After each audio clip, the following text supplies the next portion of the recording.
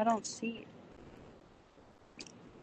All right, hello everyone. Welcome to another virtual speaker series with the City of Phoenix. Today we are with the Public Works Department and we're actually going to do basic car maintenance today. So we're really excited. I personally will benefit a lot from this, so I hope you guys do too. So let's get on started. I'm going to introduce our Public Works staff that is going to be doing this virtual speaker series with us today. So first of all, we have and so today they're going to be doing some of our basic maintenance that we can do with our cars, our vehicles. I think it's very important, especially living here in Phoenix, Arizona in the heat. We obviously face a lot of things out on the road. So we're going to go ahead and start it with some basic fluid levels, and I'm just going to let them lead on. So what Josh is doing here is, you can see he's opening the hood, which is kind of a key knowing where that hood lever is, because a lot of times people buy new vehicles and you're at the gas station. Okay. It's kind of hard to see, but this one's located right up under the dash there. Alrighty. And a lot of cars I've seen too, they have it like right under the... Right. You have your brake fluid right here. This is a brand new vehicle, so you can see that it's at the max. We never recommend adding fluid because as it goes down, there's a sensor that'll tell you that your brake fluid's low, which normally means that your brake pads are low. And then you got your oil dipstick. It's normally yellow. You want to pull it out. And it's got crosshairs. That's going to be your operating range. And so you can put it back in. Pull it out. And you can see that it's at the top. Right there, where it's supposed to be.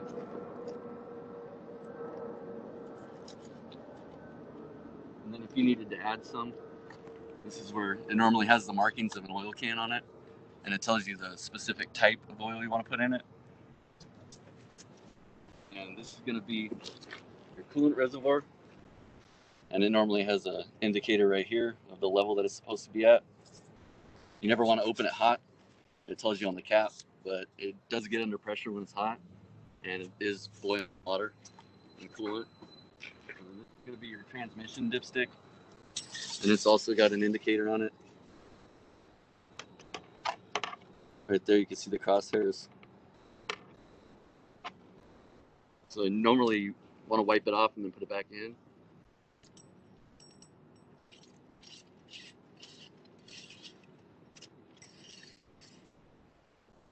And you can see it's right where it needs to be at the crosshairs. What time of the day do you recommend checking like fluids and stuff? Well, your engine oil, you actually want to check that with the engine hot, because oil expands. So you check it cold, and then it gets hot later, and you've added oil. It's going to be above the mark that you want it to be at. Okay.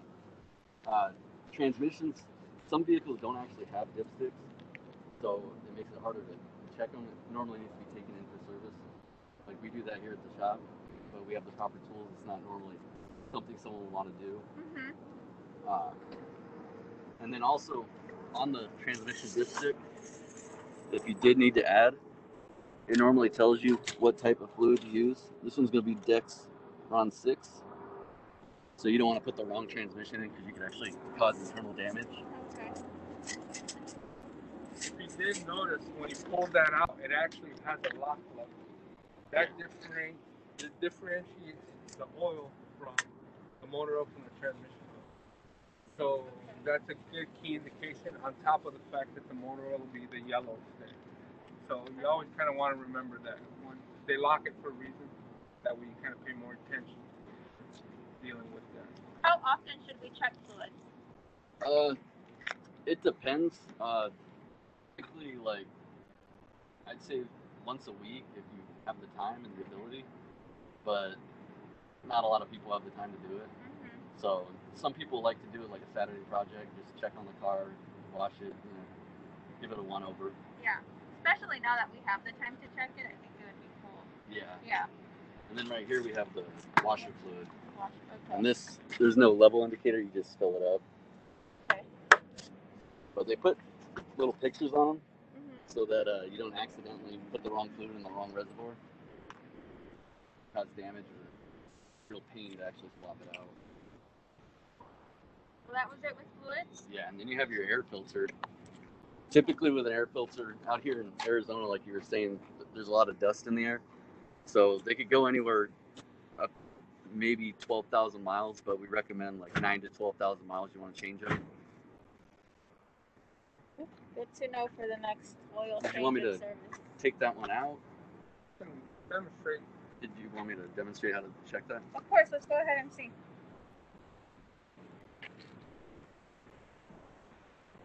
That's the filter.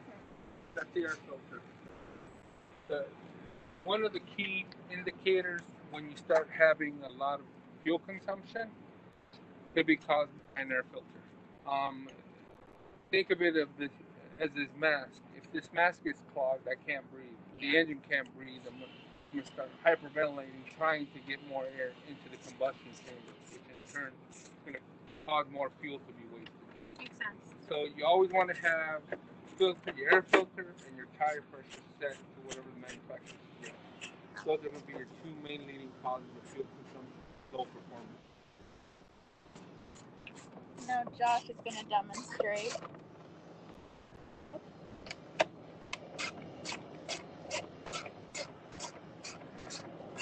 And you're going to replace the filter, you said? Well, this is a brand new use. Okay, so you're just going to demonstrate. Yeah, I could demonstrate how it would be replaced. Especially here in Arizona. Yeah. Dust, and we need the AC for sure. Well, this unit doesn't have one, but a lot of units out here have cabin air filters. Okay. So this make and model doesn't have one, but a lot of the newer vehicles do, and those are also recommended around 15,000 miles because it is, like you said, the air that you're breathing. Yeah. And typically those you could drop down the glove box. There's normally a lock tab. Uh-huh. And when it drops down, there's a door that'll indicate that the cabin air filter is in there.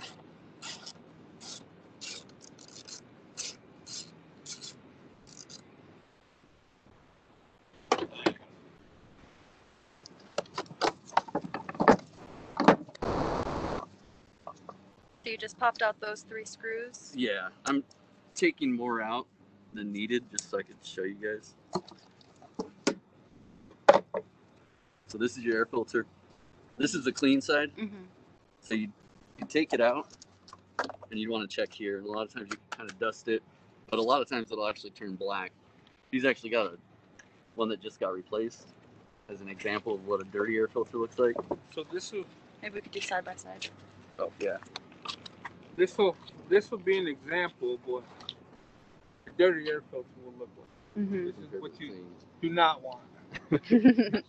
Yeah. This will definitely cause extra fuel consumption. Mm-hmm. Could cause internal damage to the engine. Keep an eye out for those air filters.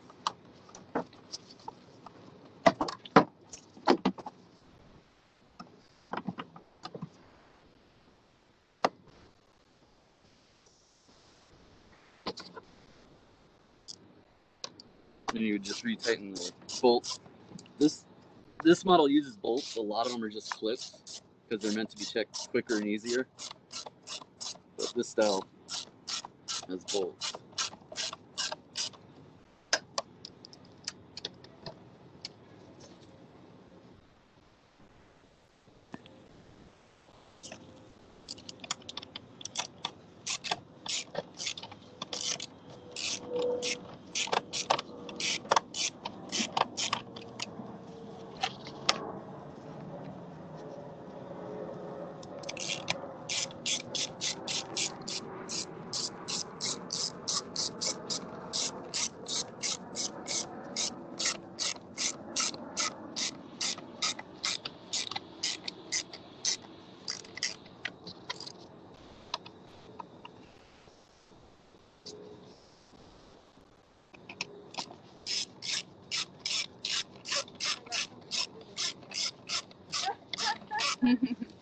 What's that? I got something to do this weekend now.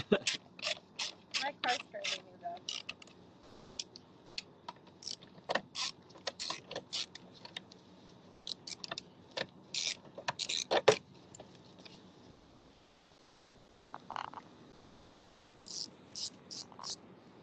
In the past though, because I didn't have my fluid, I had one of So lesson learned. Yeah.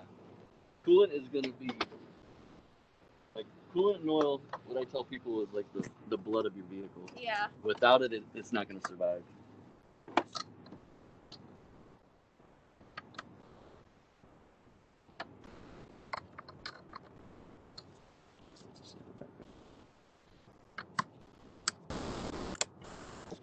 Alrighty, so now that we have all of our fluids, air filter checked off, we are now going to go into tire pressure and how to check our tire pressure. So if you guys would like to demonstrate. So on this particular model, because of being a 2020, it has actually tells you on the dash when the tire is. So if you were to turn the key on, if you go in there, turn the key on. You want me to do it? The dash will display, which tells you add air to tire. It even tells you what the tire pressure is on the right front, which is a 26 currently, and then it goes over to the rear. So it's displaying. Oh wow. It's displaying to you where the problems are. That could be caused by one or two things. You have nail in the tire, or because of the season change, the cooler weather, normally you adjust air pressure. In the summertime, we adjust air pressure downwards because with the heat it expands. Okay. In the wintertime, it doesn't expand as much. So you always want to make sure you're checking your air pressure in the morning before you run that vehicle. Once you run that vehicle, as the tire spins, it heats up the air pressure, so you're not going to get an accurate reading as to what to fill it to. Most of those ranges will be fine right here as to what it should be. These are your tire specs and what you should be adding to that vehicle. Now let's say that our car isn't as new as this one. It's not a 2020. How would we check our air pressure? Well, I can always go back to the mechanical. Yeah. Okay. So this is a bigger one. It's less common because this one is also used all the way up to 150 psi, which typical vehicle is going to be in the range of 30 to 40. Okay. But you just take the valve cover off and press them on, and then it shows you how much is in there. Simple enough. Yeah. Simple enough. And then typically to fill it, it's going to be the same type of fitting, but it'll be on a compressor or a tool. Like some people have things like this in their trunk, plugs into the cigarette lighter, and it's got a little hose that you just screw on. I don't know if it's me, but sometimes when I'm filling up airs on my tires, or I've done it in the past, I take Screws on air just like out. the valve cap. I always take air out instead of putting air in. So what's the trick to that? Or is there no trick and it's maybe just me? You want to have enough pressure on it that it seals. It shouldn't have air coming out. You only want it going in. But a lot of times if you don't put enough force onto it, it will leak out the sides. Okay, so it's putting the force. Good to know. I do that too. Got it, because I take air out instead of putting it in. Okay, cool. So, we'll do how to change the tire in a bit because that's a whole other thing.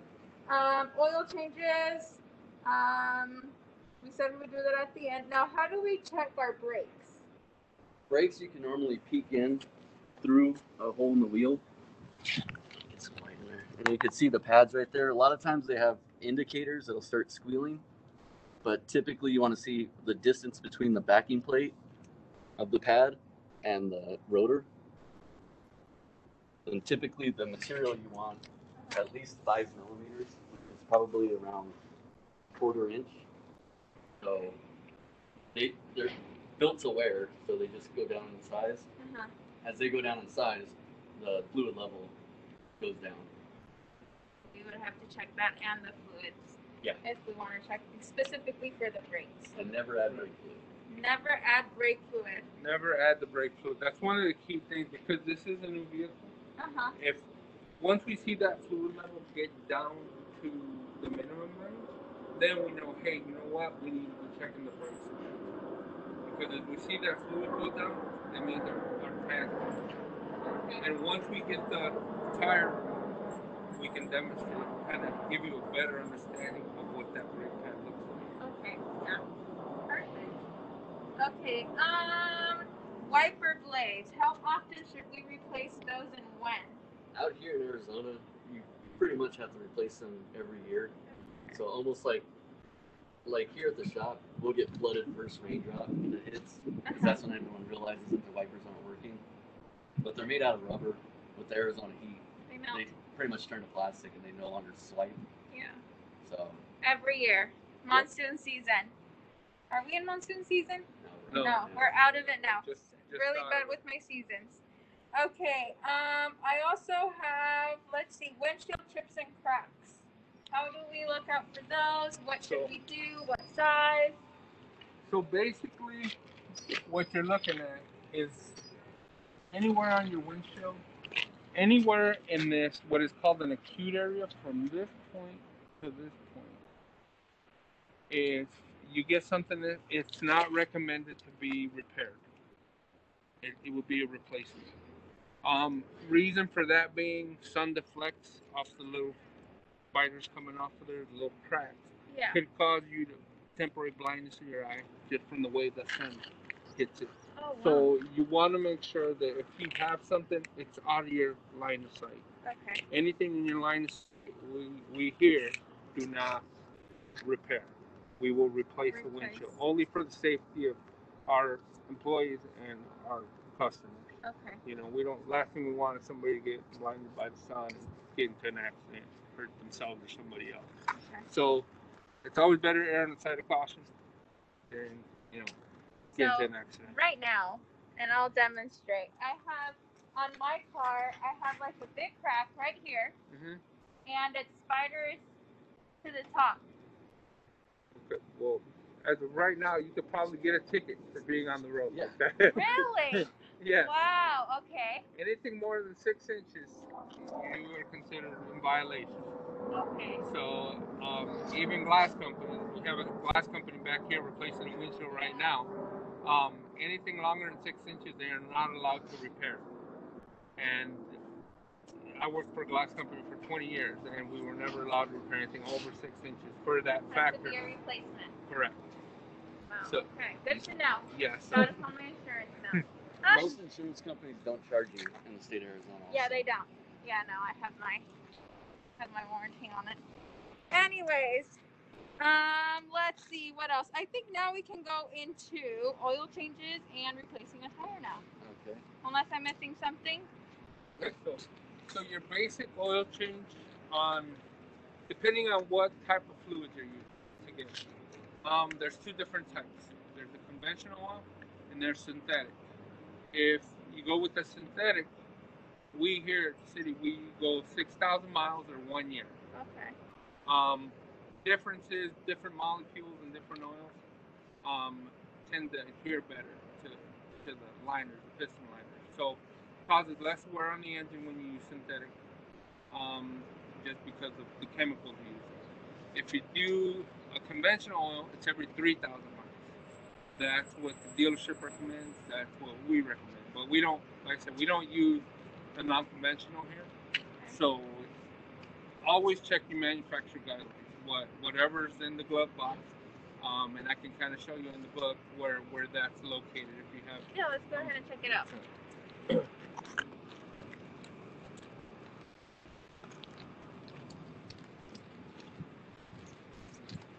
So all new vehicles will come with nice new books, owner's manuals, and everything you need, and kind of give you information as to what your vehicle is equipped with.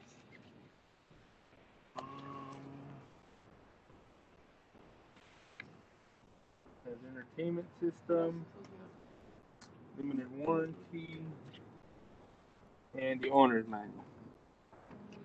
So towards the back, you always have the index. You can normally find everything you need in here.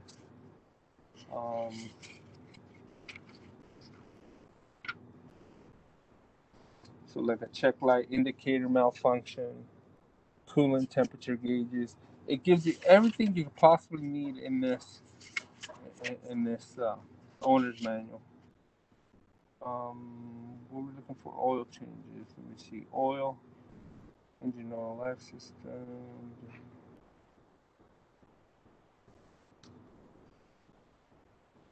So this vehicle is actually equipped with an engine oil life system, which means when it's time for an oil change, there's gonna be a light that pops up and tells you, please change oil soon. Okay. 5, and that's located on page 295.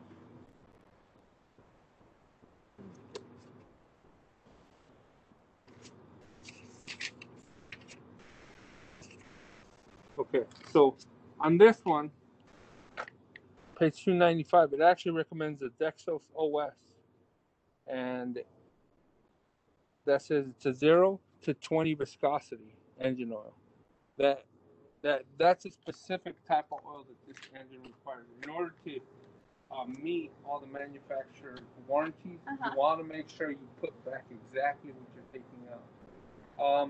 One of the good things I always recommend is hold on to that receipt. Always keep your paperwork, even if you file it in a separate file at home, because you never know what could happen down the road. You need to take your vehicle back for warranty issues. Say, oh, well, you didn't change the oil at 5,000 miles. Yeah. Well, yes, I did, because here's my receipt. It's always good to maintain your paperwork. I keep a file of my personal vehicle. Me too. Just for that reason, because you never know what could happen. The first 100,000 miles, but actually this vehicle has a 3-year, 36,000 miles, and then it's a 7-year, 70,000 miles on the emissions. So you want to make sure that you hold on to it and you're using the proper fluids for your vehicle. Now, let's say for cars that don't give us that warning or don't say maintenance required on our dashboard, how many, after how many miles do you think that someone should get an oil change, whether it would be synthetic or just, the regular oil change? That's going to depend on your driving habits. So if you know you drive 3,000 miles every 6 months, then every 6 months. So once you hit that 3,000 mile range, you definitely need to be looking at it if you're using a non-synthetic. If you're using a synthetic, you can go up to a year, or at 12 months, 6,000 miles. That's a good safe range. Your vehicle's not going to get sludge inside the engine. So basically, the way it is, the cleaner your engine oil is, the less chance of you gumming up valves and getting sludge inside your engine. So think of it as kind of a filtration system. Yeah. Okay. Good to know. Good to know. All right. So that's oil change. So now changing a tire. Okay. Ooh, So here comes the fun. This is the fun part. All right. again, all makes and models are different. Yeah. So this is a bigger truck. It has the tire underneath. Oh, interesting. Okay. A lot of them will actually, on like passenger vehicles, they'll have a panel right here. You lift the panel up, and they'll put the tire under there. Unfortunately, some of the newer vehicles don't even come with spare tires. So. Is there a reason behind that or no? Trying to get the gas mileage up and the weight down. Okay. So they just stopped putting them in there. I think some include fix-a-flat, air pump. Correct. Okay. So on this one, it has a little compartment right here. You pop that off. And then you're going to have your tools right here.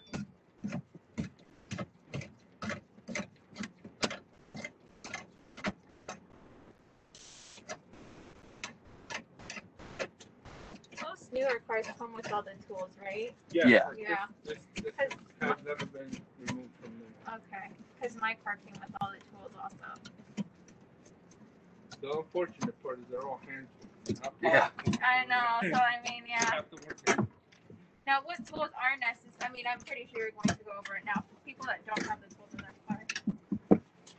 Well, typically, if you needed to put the tools in your car, you just, all lug nuts on the car should be the same size. Okay. So you're going to need a ratchet and a socket and a jack. So these are going to be your hand tools right here. Even if you don't have use the car jack, I would at least get a hydraulic jack and put it. I keep one in my vehicle. Okay. Because like this is the manual jack. You have to crank it and then use their tool. hydraulic gas, stick it under there. So Okay, yeah, it's all It's a lot easier to what these are, I'm gonna have to grab the keys.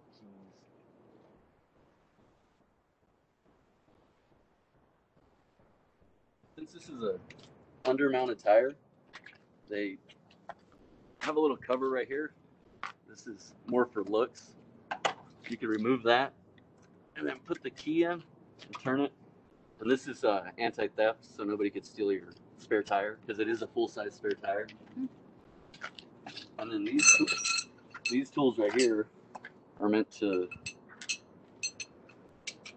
snap into each other because the release is actually deep in there.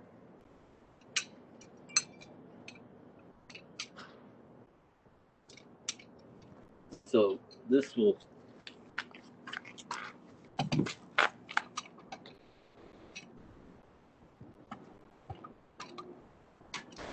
slide in.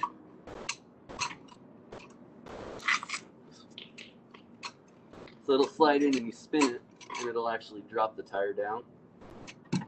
But you actually use this, since I'm just showing, use this for leverage to actually break it. And then this is also for your lug nuts. And so after you drop down the tire, this is the jack that you'll use. And then these side panels right here are actually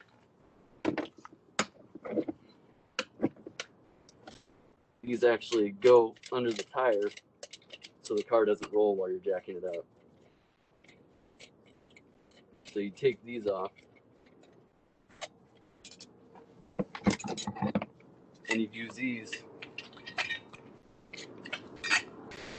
to chock the wheels so that it doesn't move. Not the one that you're removing, a different one so that you can still remove the other one and the car won't roll on you. And then the trick that people don't know is you're actually supposed to loosen every lug nut. You crack them loose while the car is on the ground, because otherwise the wheel will spin with it and you'll fight it. Interesting. This is sometimes where your weight comes into. Yes.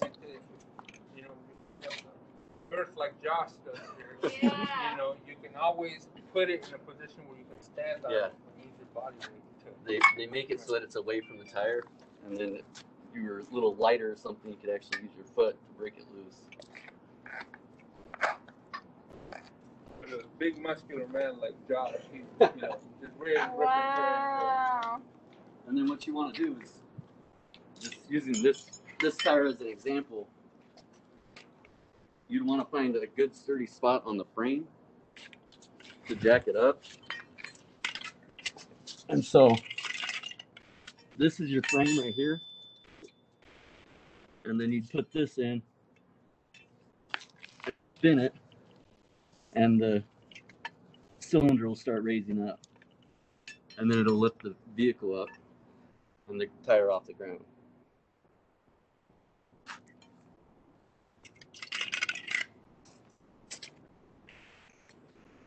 Can we do that front one? You want to do it? Yeah.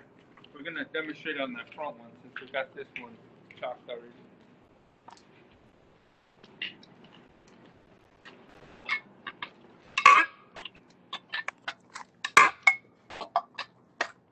Loosen them up first.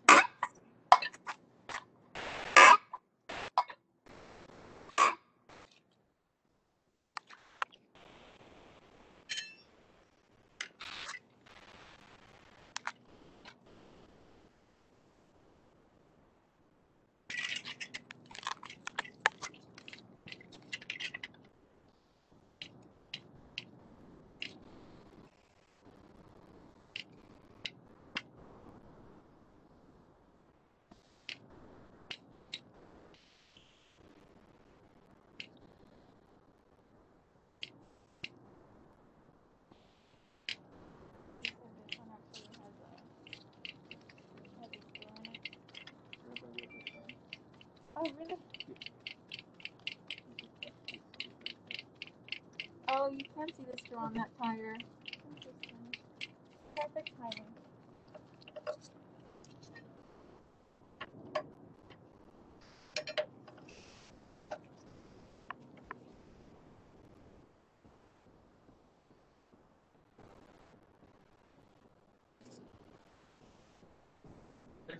hydraulic jack would be so much better. Yeah, it would. Roll it up under there and jack it up. But in an emergency, the jack is going to be your best friend. Yeah. Definitely on the road.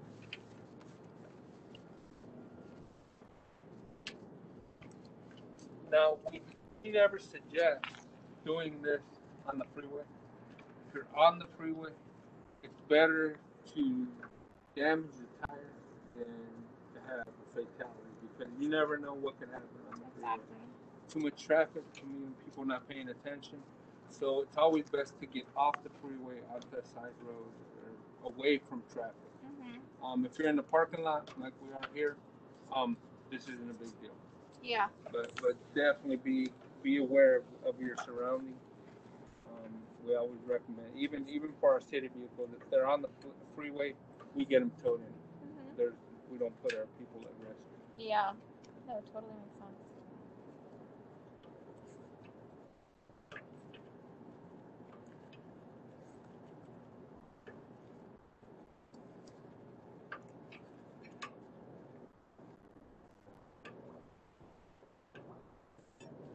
And it's crazy to see, but so many people do change their tires or put in their spare tires in the middle of a freeway.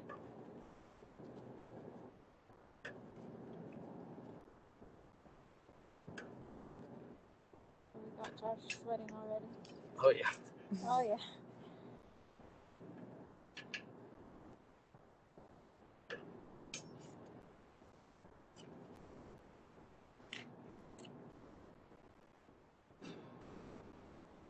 Gonna release that tire in the back.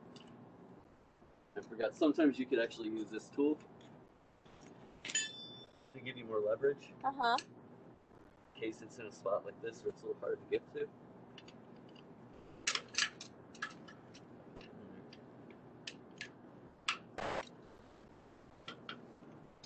Oh. Much better. Makes it a lot easier, but I thought he was trying to show off his muscles, so I wasn't going to interject. It's been quite a while since I used one of these jacks. And you can see now that it's loose. The tire will spin. Yeah. That's when you know it's off the ground. And since you already cracked them all loose, they just come off real easy.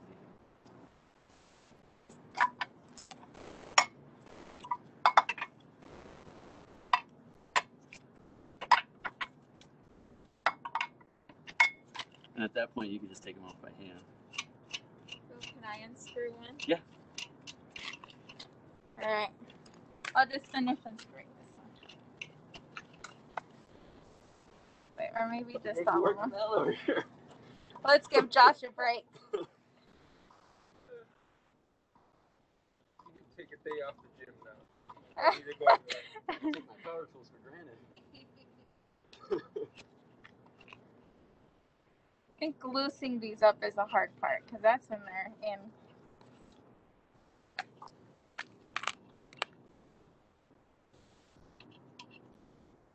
This one's taking me a while.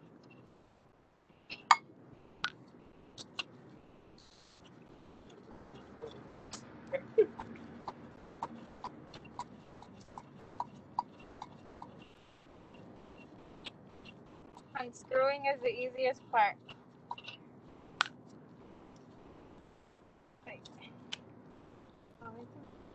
Wait. I was. Wait. No, you're doing it right. I what? Oh yeah, lefty loosey, righty tighty. Okay, I think it's just a lot of dust.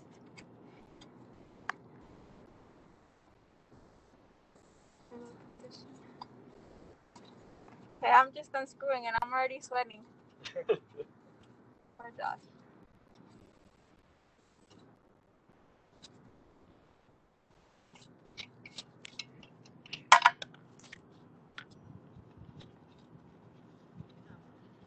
Yes, got this.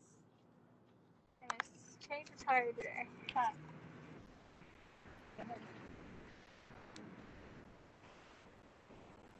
Are you taking pictures?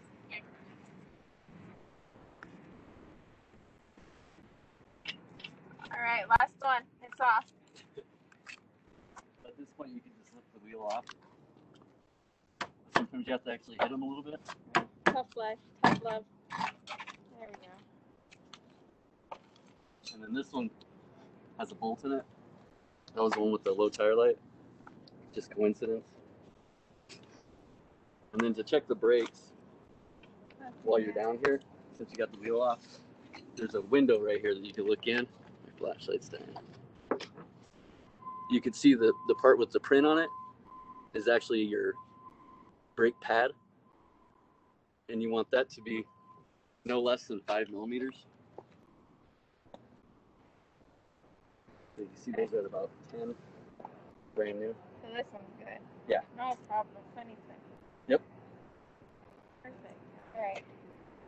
Are we gonna put in a new tire or no? No, we'll have to go over there and Okay. down another one. All right. So that's how you take it off, and then you put it on the same way, right? Yeah. Okay. You can demonstrate. Yeah, I can demonstrate that. Let's put it back on.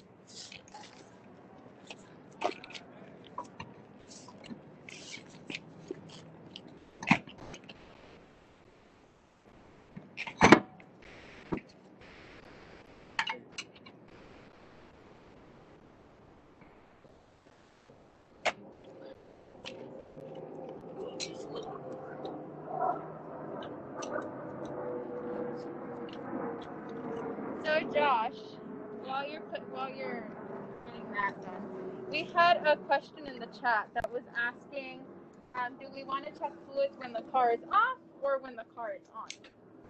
Well, you want to check the fluids when it's off, When it's off. except for the transmission. Some manufacturers actually want you to test it with a remote. Okay. So again, you look in the owner's manual, it'll tell you in there.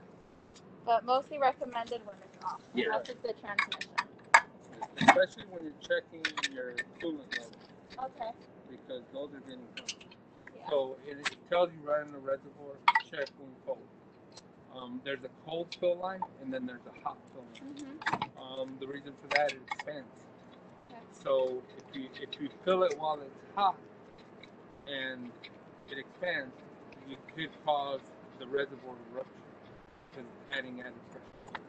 They leave that room in there for expansion. So it's best to always check them when it's Okay. First thing in the morning one day. That's when it's cooler here.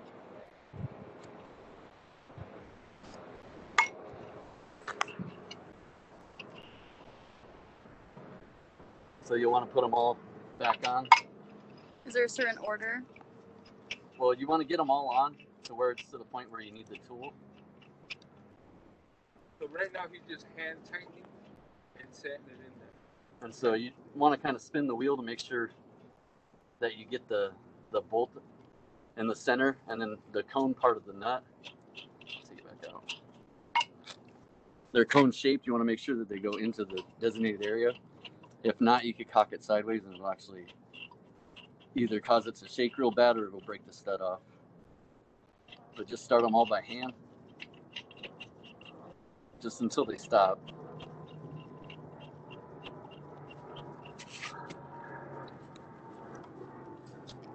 And then what you want to do is lower it just enough that the ground actually holds the wheel for you. So I'm not going to lower it all the way down to the ground.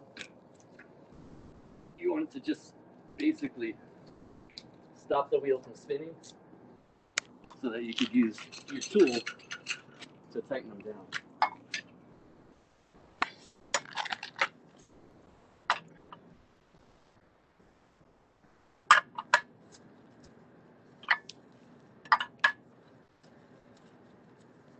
And so you want to tighten it and then go across and tighten that one. Opposite of the first one that you did.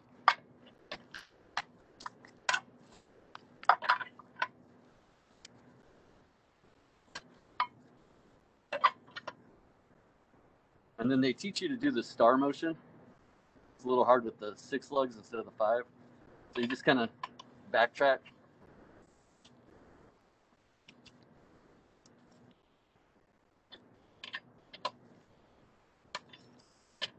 And just keep crossing over to the other side.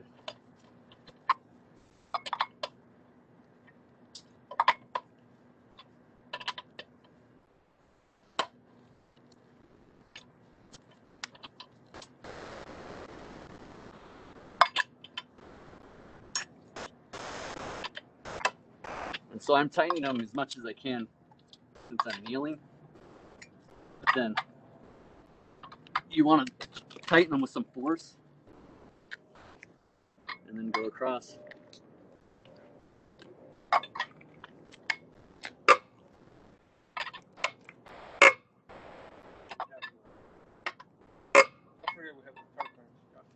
Oh yeah. So The human torque wrench. yeah. So basically what he just did right now is he went somewhat of a start pattern. He started here, went here, here, here. So that way he's getting even distribution throughout the wheel. Okay. And every manufacturer suggests torquing your lug nut, and we have the torque wrench. Here we torque everything manufactured. The reason we do that, it's almost mandatory that you do that because you strip out a lug nut. It would cause premature rotor wear because you're actually pulling that rotor harder towards it, cause uneven wear. So every manufacturer gives you a spec on what to do. On this particular model, it's 140 foot-pounds per wheel, so per lug. So even when you go to your tire shops, most of your tire shops will have a tool like this. Okay. So when they come out, and you'll hear this is a clicker cut. You'll hear it click when it gets to 140.